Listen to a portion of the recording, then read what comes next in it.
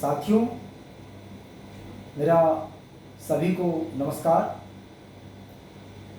साथियों, मैं लाल सिंह एडवोकेट, संस्थापक व राष्ट्रीय अध्यक्ष आभास महासंघ मिशन 24 कैरेट शुद्ध प्योर एकदम, जो एक गैर राजनीतिक सामाजिक संगठन है। और साथियों, जो संगठन है वो एक सामाजिक व्यवस्था परिवर्तन और आर्थिक गुलामी से मुक्ति का भारतीय राष्ट्रवादी सांस्कृतिक जन आंदोलन के ग्राम दर्शन अभियान में साथियों आज मैं उपस्थित हूँ। और आज मैं आपसे जो अपनी बातें कुछ शेयर करना चाहता हूँ वो खास तौर से जो वुमेन एम्पावरमेंट जो बिल आया था, महिला सशक्तिकरण और रिजर्वेशन बिल था, उसी पे मैं आपसे कुछ बात करना चाहता हूँ, बताना चाहूँगा साथियों। क्योंकि साथियों, रिजर्वेशन का मुद्दा आज का मुद्दा नहीं है। ये इंडियन कॉन्स्टिट्यूशन में स्टार्टिंग से चल रहा है और तमाम बातों पर विवादित है, तमाम बातों पर लोग इसको चाहते हैं।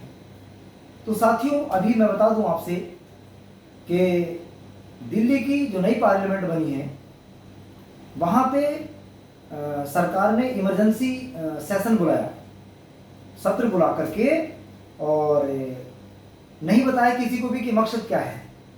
लेकिन अचानक से संसद का सत्र बुलाना और उसमें वुमेन रिजर्वेशन को लेकर के जो बिल था, 128वां बिल था, कॉन्स्टिट्यूशन अमेंडमेंट बिल 128 साथियों, उसमें क्या है, सबसे पहली बात तो मैं बताना चाहूंगा आपसे कि जो भारतीय जनता पार्टी की सरकार ने, आरएसएस की सपोर्टेड सरकार ने एक उद्देश्यपूर्ण या एक सैकड़ों सालों से, लंबे समय से जो आरएसएस की विचारधारा काम कर रही है, उसके षड्यंत्र के तहत जो महिला आरक्षण बिल को लाकर के पार्लियामेंट में पास कराया, उससे आभास महासंघ प्लस मैं खुद व्यक्तिगत तौर पे सहमत नहीं हूं। मैं इसका बायकॉट करता हूं। क्यों बायकॉट करता हूं? मैं इसलिए बायकॉट करता हूं साथियों कि इस महिला आरक्षण बिल में जो महिलाएं हैं, इस देश की 50% जो आबादी है, उस महिला बिल में, आरक्षण बिल में अलग अलग कैटेगरी की महिलाओं को अलग अलग आरक्षण मिलना चाहिए था।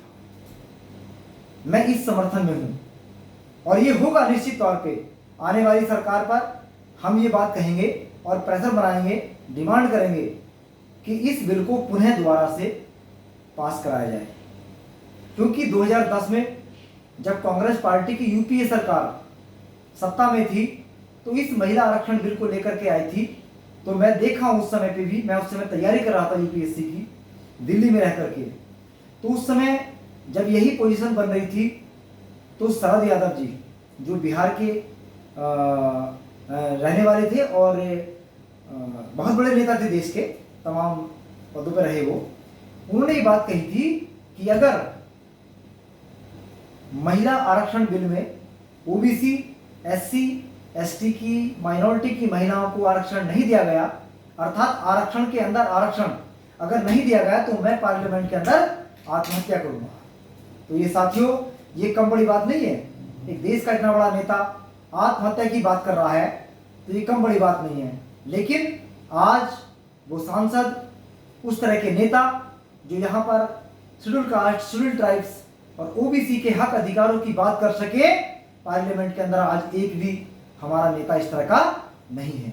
सब लोग सॉफ्ट कॉर्नर अपना चाहते हैं। इसलिए साथियों, मैं बताना चाहूंगा कि हमें जो बिल चाहिए था वो बिल आरक्षण के अंदर आरक्षण चाहिए था, तभी एससी की महिलाएं, ओबीसी की महिलाएं वो पार्लियामेंट में और तमाम पदों पर जाती। इससे क्या होगा, एक खास वर्ग की महिलाएं, अर्थात सामान्य वर्ग की महिलाएं, चाहे उनके लिए रिजर्वेशन हो और चाहे रिजर्वेशन ना हो, वो उसके बाद भी भारी संख्या में पार्लियामेंट के अंदर है। तो साथियों, सबको मालूम है कि जो एससी एसटी को राजनीतिक रिजर्वेशन मिला वो मात्र 10 साल की मिला था, लेकिन पार्टियां उसको वोट बैंक को बनाने के लिए, बचाने के लिए उस राजनीतिक रिजर्वेशन को बरकरार रखे हुए है। दूसरा, जो आर्टिकल 16 में शिक्षा में और सार्वजनिक सेवाओं में आरक्षण है, उस पर लगातार सरकारें कटौती कर रही हैं, क्योंकि वो आरक्षण लोगों के आर्थिक और सामाजिक उत्थान का काम करते हैं। जबकि आज पूरा पैक्ट से जो एमपी और एमएलए की सुरक्षित सीटें मिली समाज को, उनसे जो लोग चुन करके जा रहे हैं, वो लोग स्वयं के अपने निजी हित लाभ, अपने गाड़ी बंगला और अपने बच्चों को विदेश भेजने के अलावा और कोई आवाज नहीं उठाते हैं। और इससे कोई दिक्कत भी नहीं बीजेपी को, ना बीजेपी को कोई समस्या, ना कांग्रेस को कोई समस्या, क्योंकि ये लोग समाज के हक अधिकारों की बात नहीं करते हैं। और आज मैं उन लोगों से बताना चाहूंगा, आरक्षण सीटों से बने एमपी एमएलए, कि जब बीजेपी और उसके सरकार के जो कैबिनेट सचिव विवेक ओबराय कह रहे कि हम संविधान बदलेंगे, तो मिस्टर सांसदों और एमएलए जो रिजर्वेशन कैटेगरी से बन के जाए हैं, मैं उनसे बता दूं, सुन लो कान खोल करके, कि जिस दिन नया संविधान लागू होगा इस देश के अंदर, आप जैसे दलालों की भी आवश्यकता नहीं रहेगी। इसलिए आरक्षण, महिला आरक्षण बिल को हम लोग नकारते हैं। और अभी आभास महासंघ, ब्लू वाहिनी, जनवादी भारत, तमाम ऐसे बहुजन समाज के संगठन मिलकर के इस आरक्षण बल का सड़कों पर उतर के विरोध करेगा और इसकी प्रतियां जलाई जाएंगी। साथियों, इसलिए मैं सबसे बताना चाहूंगा कि इस महिला आरक्षण बिल में महिलाओं के आरक्षण की व्यवस्था अलग अलग कैटेगरी के हिसाब से होनी चाहिए। दूसरा, जो आज महिलाओं को एम्पावरमेंट की बात चल रही है, वुमेन एम्पावरमेंट की बात हो रही है, तो जब डॉक्टर अंबेडकर ने 1956 में हिंदू कोड बिल ला करके यहाँ के महिलाओं को तमाम अधिकार देने का जो उनका मकसद था, उस मकसद को कांग्रेस और तमाम मनुवादी जो सांसद थे, विधायक थे और जो लीडरान थे उस समय के, उन्होंने सबने विरोध किया। और विरोध किया तो डॉक्टर अंबेडकर ने मन मार के इस्तीफा दे दिया पार्लियामेंट से, अपने मंत्रालय से। और आज देखिए मजे की बात कि भले ही चाहे कांग्रेस बीजेपी उस हिंदू कोड बिल को टुकड़ों में ही पास कर रही हो और छोटे छोटे टुकड़े बना करके पास कर दे रही हो, लेकिन ये सब वही है जो doctor Ambedkar Hindu code bill के माध्यम से यहाँ की महिलाओं को अधिकार देना चाहते थे। क्योंकि यहाँ की जो हिंदूवादी धार्मिक व्यवस्था थी, सामाजिक व्यवस्था थी, उस व्यवस्था में यहाँ शूद्र तो अलग थलग थे ही, यहाँ पर महिलाएं भी अधिकारों से वंचित थी, उनको भी कोई अधिकार नहीं थे, न सामाजिक अधिकार थे, न आर्थिक अधिकार थे और न राजनीतिक अधिकार थे। साथियों, डॉक्टर अंबेडकर यही कहते थे कि किसी भी देश की या किसी समाज की उन्नति का जो पैमाना है, वो उस देश और उस समाज की महिलाओं की कितनी उन्नति हुई है वो उससे नापा जाएगा। लेकिन साथियों, यहाँ पर धर्म के ठेकेदारों ने, अंधविश्वास और पाखंडवादी लोगों ने उस व्यवस्था से बाहर लोगों को निकलने ही नहीं दिया, सोचने का मौका ही नहीं दिया। इसलिए साथियों, आज सरकारें 70-75 सालों के बाद जो वुमेन एम्पावरमेंट की बात कर रही हैं, ये बड़े कष्ट की बात है। हमें तो बड़ा दुख होता है कि उस समय 1956 में एक अकेले व्यक्ति ने इस देश की सामाजिक, आर्थिक, राजनीतिक, ऐतिहासिक, सांस्कृतिक मुद्दों पर काम किया, लेकिन लोगों ने उसकी बात को नहीं स्वीकारा। धीरे धीरे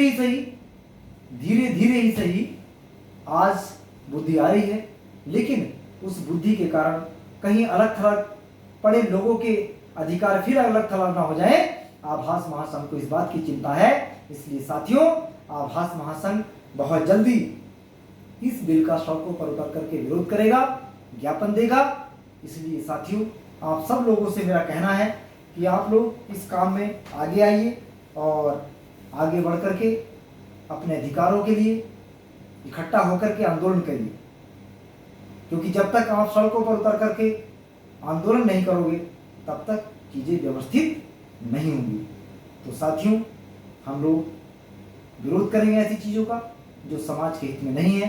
जो बहुजन समाज, पिछड़े जाति और शेड्यूल कास्ट, शेड्यूल ट्राइब्स, अल्पसंख्यक, मुस्लिम, सिख, ईसाई, जैन कम्युनिटी के हित में जो कानून नहीं है या जो अध्यादेश नहीं है, हम उनका सड़कों पर उतर करके हमेशा विरोध करेंगे। और साथियों, इस कदर विरोध करेंगे कि एक पूरे देश के अंदर लोग मोबिलाइज हो जाएं और इस सरकार को उखाड़ फेंकें। इसलिए साथियों, ये आंदोलन चल रहा है आवास महासंघ का, और मैं चाहूँगा कि आप लोग भी अपने अपने क्षेत्रों में ध्यान रखें ऐसे मुद्दों का। मैं अपनी बात को विराम दे रहा हूँ। साथियों, नमस्कार, जय भीम।